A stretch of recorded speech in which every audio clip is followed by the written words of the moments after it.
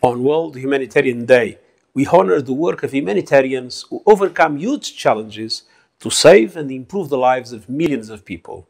On the occasion of World Humanitarian Day, the federal government of Somalia and the United Nations in Somalia are calling for the protection of aid workers who provide life-saving assistance to vulnerable children, women and men in the country. This year, humanitarian workers are stretched like never before.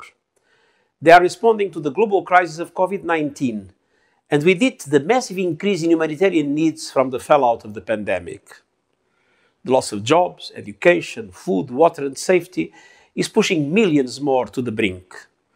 Movement restrictions to slow the spread of the virus have meant that communities, civil society and local organizations, as so often before, are the very first responders. The UN Humanitarian Coordinator for Somalia, Mr. Adam Abdelmoula, said this year World Humanitarian Day has come at a critical time when the triple threat of COVID-19, floods and desert locusts has aggravated Somalia's complex, protracted humanitarian crisis. He added that the humanitarian community estimated that 5.2 million people will need assistance and protection in 2020, but the situation is worsening. Without sustained assistance, 3.5 million people will fail to meet their minimum food needs by September. Hamza Saeed Hamza, the Somalia Federal Minister for Humanitarian Affairs and Disaster Management, said that he expresses his heartfelt gratitude to Somali aid workers for their continued and unwavering service to humanity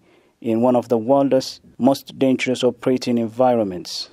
The operating environment in Somalia is particularly challenging for humanitarian workers due to widespread insecurity and poor infrastructure, which hampers the delivery of assistance to people in need.